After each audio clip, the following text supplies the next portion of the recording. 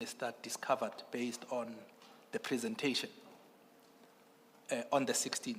Then you indicated that on the 17th, General Sibiya proceeded to issue a letter in his own name after you had refused to sign it, and you said he knew that you were the only person that was authorized to issue that letter. You remember? That's the evidence you gave yesterday. Yes, correct. I do remember, Commissioner. Yes. And there are consequences that followed those actions by General Sibiya, and that's where we are heading with your statement. Am I correct? That is correct, so, Commissioner. Okay. That if we can then proceed to deal with, I think we were at paragraph 144, where you were dealing with, after you became aware that the dockets had been removed and handed over to Lieutenant General Sintumule, then you attach a copy of the handover letters as part of SFM 14 of Masemola 2. If I can just ask you to turn to page 419 of Masemola 2.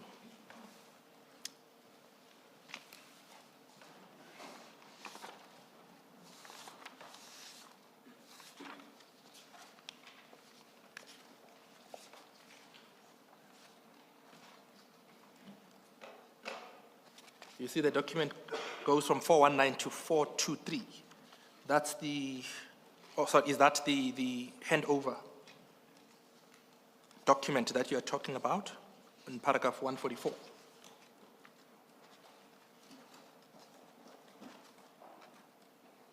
The signature pages are on 423.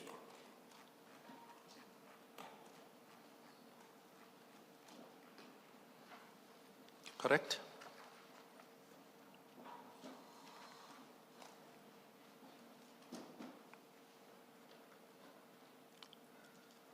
Signature is on 423. Oh, sorry, 422. So if you start at 422.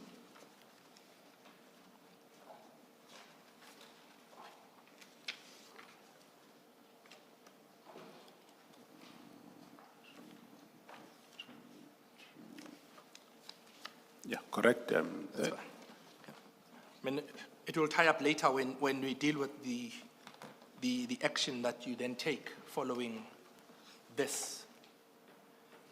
If we can then go back to 145. Yeah, on paragraph 145, on the 22nd of July 2025, I disapproved a request for funding for the investigation of the 1-to-1 political task team killing dockets proposed by General Motsepe and recommended by Lieutenant General Sibiya. This was in essence a proposal for the 1-to-1 dockets to be investigated and finalized by the Serious and Violent Crime Investigation, Murder and Robbery section of head office. The funding request is annexed document as SFM 15. Can I just ask you to go to page 424? Advocate Mutau, sorry to interrupt you. I just want clarity on this issue. From March 2025 to July 2025, it's a period of 4 months. So are we to take that from 23 March 2025 to July 2025, the dockets were sitting in Pretoria and they were not being investigated? That is correct, Commissioner. So what were they doing in Pretoria for that 4-month period? There were some, well, when I heard around May, they were being handed over from KZN to Lieutenant General Khumalo, from Lieutenant General Khumalo to General Sintumule. And with each handing over, they were checking them, auditing them. That's what they were doing. until then, on this 22nd of July, the request, of course, came earlier than 22nd of July to my office, but I only considered it that day, where there was a proposal now to establish another team from here, head office, to take these dockets back to KwaZulu-Natal with new money to go and investigate. That is then where I disapprove this funding to say we can't be sending another team where there is a team. These dockets must just be audited and be handed over back to the same team that dealt with them before. But of course, before that, you'll recall, Commissioner, that we didn't know then the motive of requiring these dockets to come to Pretoria. Now that we know that the real purpose of these dockets coming to Pretoria was actually to audit and find the dockets of Gauteng, the Gauteng Crime Intelligence Operation. That is the dockets of Amaswart, the dockets of CAT. So that was the objective at the end of the day. I'm sure we'll come there later, but at this time, one realized that the calling of the dockets from KZN to here was motivated by the 10 members of PKTT that came from KwaZulu-Natal to Gauteng. And how do you know that this was the motivation? Well, the linkages, Commissioner, that one finds when they give a detailed briefing, which Lieutenant General Dumisani Kumar, I'm sure, will give. Some part might be in camera. That's where you'll find the links amongst the people in terms. But these dockets were never in KZN, were they? Because 10 PKTT members came up from KZN to join the GCI Ops members to assist them in Gauteng. So my understanding is that those dockets were always in Gauteng and were not part of the 121 that came up from KZN. So if you say the motivation for bringing up the dockets from KZN was to see the contents insofar as the contents related to the Gauteng cases. So it means the target was missed, the real target was missed. Correct me if I have it all wrong. Indeed, you are correct, Commissioner. But however, remember the people that were doing this were not aware that they just presumed that because they are members from PKTT KwaZulu-Natal that came to Gauteng, it means they are the one behind the Gauteng project. So if we disband them in KZN, then the investigation in Gauteng will then collapse. That is what later get to be discovered.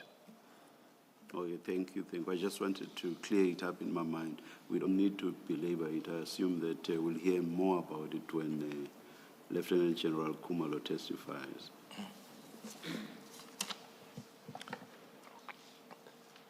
Thanks, Commissioners.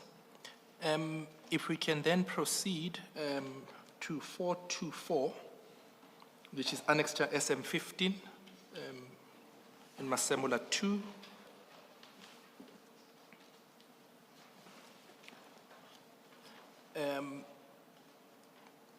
There are certain paragraphs that you deal with as being incorrect in this request for funding. And if I can just ask you perhaps to deal with the paragraphs. If you start at paragraph 1, deals with the purpose for the request. then I'll ask you when we deal with those paragraphs that you correct in your statement as being incorrect. So I'll cross-reference between that paragraph and what you say in your statement. So if you can just proceed. Yeah, the information note to the National Commissioner, the purpose thereof says that the information note is to request additional funding for investigation and closure of one-to-one political killing case dockets under serious and violent crime investigations, murder and robbery section. Yes, if you can proceed to the background. The background, on the 31st of December 2024, the Minister's Office issued an instruction through the Office of the Deputy National Commissioner, Lieutenant General Sibiya, who was acting as the National Commissioner at that time, that the political task team, which is based in KwaZulu-Natal, Durban, be disbanded and transfer all case dockets to the respective station of origin through Provincial Serious and Violent Crime Investigation Unit. In your statement at para 147, you deal with this paragraph. Page 48 of your statement. Yeah, the document, the information note that I just read now, incorrectly record at paragraph 2.1 that Lieutenant General Sibiya was the acting National Commissioner on 31st of December 2024, when the directive to disband PKTT was issued by the Minister. Lieutenant General Msikidi was that time. The correct fact is that Lieutenant General Msikidi was the acting National Commissioner while I was on leave from that 31st December 2024 up to 13 January 2025. Then, if I can ask you to skip. Sorry, Mr. Mittal, before you move on. Yes. General, in that paragraph 2.1, at least as far as I think I've understood the evidence so far, it doesn't seem that's the only incorrect thing that is contained in that paragraph. The paragraph says the minister issued an instruction through the office of General Sibiya. Surely that's not correct? On the 31st of December, it is issued to you. The instruction is issued to you, not to Sibiya. That is correct, Commissioner. That's the first part. The second part is, it says General Sibiya, who was the acting National Commissioner at the time, and you've pointed out that is not correct. And the third part to it is, it says that the direction from the minister to Sibiya, according to this paragraph, General Sibiya, according to this paragraph, it's that the political task team, which is based in KZN, be disbanded, and this is the important part I want you to comment on, transfer all case dockets to respective stations of origin through provincial serious and violent crime investigation. That's not the instruction of the minister, that last part. Yes, that's true. That paragraph or line is incorrect, yes. Who is the author of this note? Is Major General Motsepe, I think, let me just check. Motsepe is scratched out at 427. I can't quite read it. I think it's Kopedi Tata or something. Oh yeah, I see here is Brigadier Kopedi Tata on behalf of Motsepe. Now, when you signed this memorandum, as you do in that page, where you do not approve the request for funding, did you inquire where he got this information from? I mean, it's a complete misrepresentation, and you know it is a complete misrepresentation in 2.1. Did you inquire where Kopedi Tata got this information from? No, I didn't ask him that. I just concentrated on the request, what they want, and to give a response on it. Yes. Thank you, Mr. Mutau. Just before you leave, on the same page, 427, it looks like before this document came to you, it had already been approved by Lieutenant General Sibia on the 8th of July, 2025. Is that He just recommended it for approval. for approval? Yes. Correct, the Commissioner. And just to complete the picture, if you go back to 373,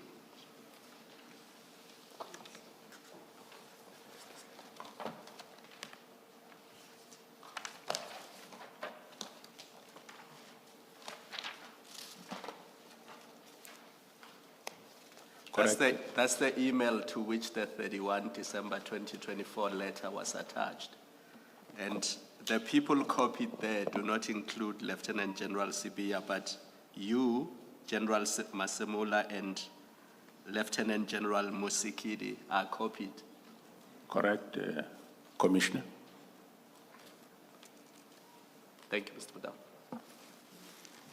Thanks. Thank you, Commissioner. Then, if I can ask you to turn to paragraph 3.7 of SFM 15, page 425.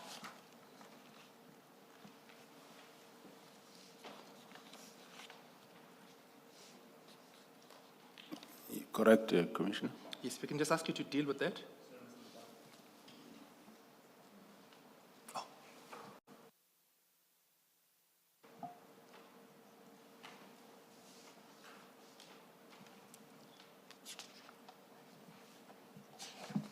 You may proceed, Mr. Mutau.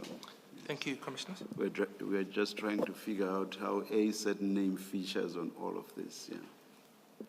And we think we have figured it out. No, thank you. In fact, earlier on, I thought Commissioner Baloi called me Mr. Motsepe.